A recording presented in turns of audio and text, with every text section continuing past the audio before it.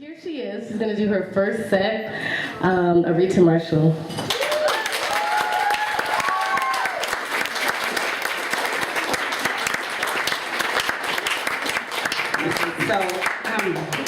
Thank you, Lisa. That was very kind of you. I still have difficulties calling myself a poet at times, but here we are. I'm going to do, I think, 4 pieces for you. And this set I'm going to do is all about different forms of relationships. The first piece I'm going to do is, you know, when you've been in love, and the person drives you up the wall.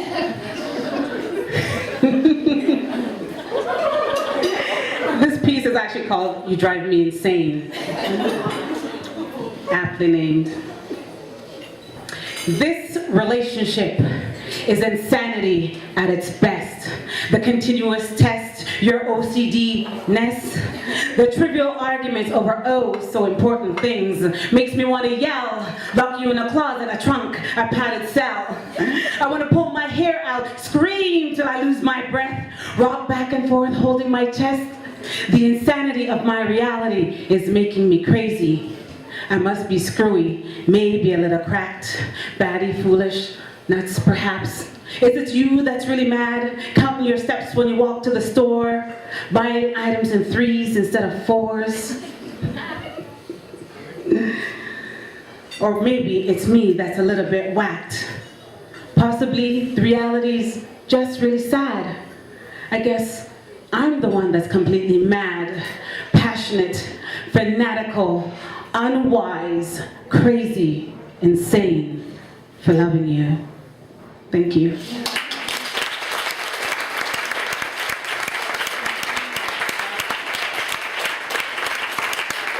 Okay, first one down. Okay, so this next piece is called If I Were Chloe. And now Chloe is actually the name of the person, so I always like to put a disclaimer saying no names have been changed to protect the identity of the guilty. That being said, if I were Chloe, I think I could rule the world, lie, steal, manipulate, even sell my soul.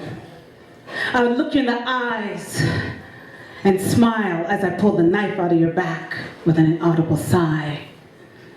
And if I were Chloe, I'd make you fall in love, bless you with my knowledge, because I think you were dumb.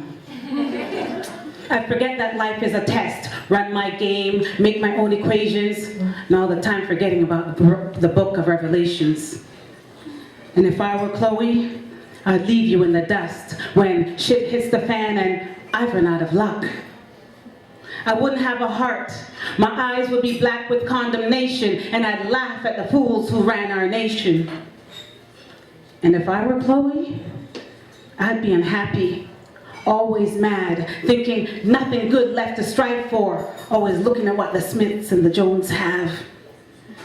And if I were Chloe, I wouldn't feel ashamed or cry for the people I've destroyed just to gain fame. And most importantly, if I were Chloe, I'd be able to live with myself, knowing all this time that I was going to hell. All I can say is, thank God, I'm not Chloe. And if you don't have or never had a Chloe in your life, chances are you are Chloe.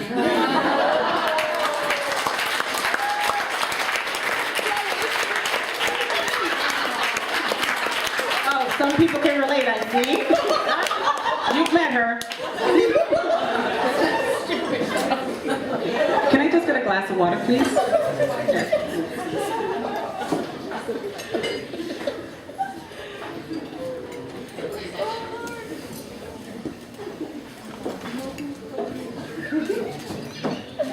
Okay, the next piece I'm going to do is called Junkies. And I'll let the name speak for itself. Like fog, creeping through burnt-out forests, weaving its way over blackened trees and dead earth, you've injected me with your charm.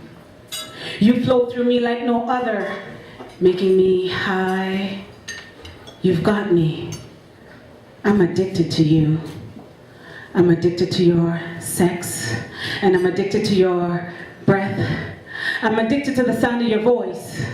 I'm addicted to the first time. Your progression through my veins captures my mortal frame. I perceive no suffering. I am flying. I'm addicted to your sweet caress and the way you touch my chest. I'm addicted to the emotions that make me forget the pain, and I'm addicted to the longing when we separate. I'm addicted to the music that vibrates from your sins, and I'm addicted to the fact that you won't let me in. I know I'm not a fool. I was educated beyond high school, but I can't seem to get past the sum of you, incorrect as it may be. I'm addicted to the you that has divided me. Like a bad apple that rots the entire bowl, you've infected me from my head to my soul.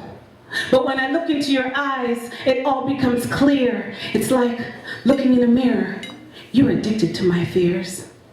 You're addicted to my stress and the way I wait for you with bated breath. Every step that I falter brings us closer to the altar, knowing that your possession of me is nothing more than your own insecurity. We get caught up with each other, forgetting that I and you really matter. The lines have been blurred, making check marks and keeping score. We can't seem to agree. Is it you that's addicted, or is it me?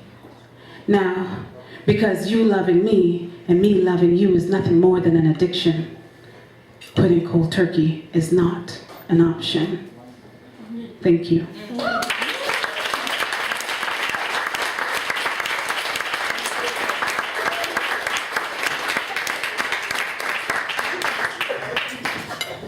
Okay, the final piece that I'm going to be doing for this set actually is going to be accompanied by Mr. Liang C Lin, and I actually met I met Liang on Tuesday, believe it or not, and he plays the harp. So I actually wanted to do a piece to a harp, and I thought about it, and there was a guy playing the harp in Young and Bloor Station. Wasn't Liang, but I wanted to approach him. But like, you know, didn't want to look like a fool. Like, people always rushing by in the mornings. You stop to talk to one of the buskers, and everybody looks at you wondering why you're talking to that weird individual playing music in the TTC, right? So I didn't. And on Tuesday, I went to Acoustic Soul Tuesdays, and in walked Liang, who had received a flyer from Hijil and decided to, why not? And he walked in, and I looked at him. I got up right away and said, "Hi, my name is Areta. I'm doing a show on Saturday. You're gonna do a piece with me. So we're gonna meet on Thursday, and we're gonna practice, and then Saturday you're gonna perform." And he's like, "Okay." Why not? And that's literally what happened. So he actually decided that he was gonna compose a piece to this piece that I wrote. And I hope that you guys back there can hear the harp, because it is a beautiful sound. And this piece I wrote is called In the Realm of Ghosts. And it's a piece I actually wrote for my father, who, Achilles heel, I tell ya, love the man, hate the man. You know, one of those relationships, and I'm his favorite at times, only when I do things for him. You know, I'm his paralegal daughter. Paralegal lawyer daughter. And like, no, Dad, I'm a legal assistant. But that's in his moments of being proud of me. Go ahead. So let us know if you can hear the harp back there. Clap if you can hear me.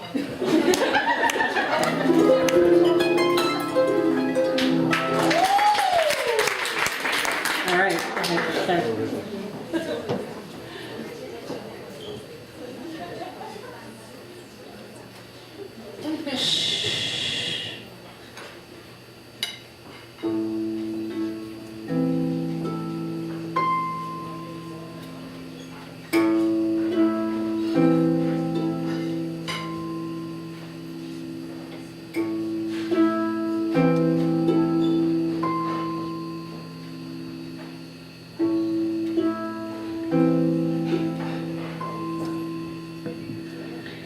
He sits slumped in a lawn chair,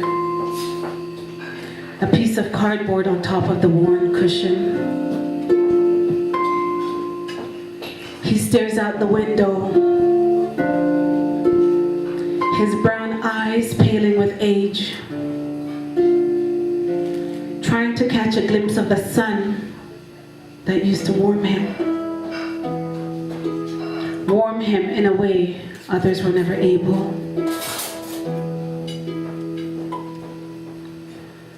The TV plays in the background, noise to drown out the loneliness of his thoughts. He stands on the edge between life and the realm of ghosts, existing for tomorrow and longing for the days when his body didn't betray him. Trapped, the chair his prison, the tube running from his stomach to the dialysis machine his guard, his life force slowly draining from his already frail body. In the realm of ghosts, the seeds have been planted. All that he has sown has now grown into a field of sycamores. Things he can't cut up and hide, immovable, his transgressions there for all to see.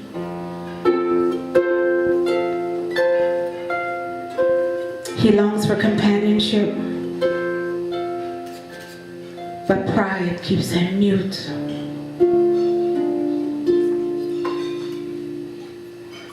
The loneliness of what's left of his life stretches before him. A flat road with no light posts to guide him, nor trees lining its edges, the whispering of their leaves to keep him company.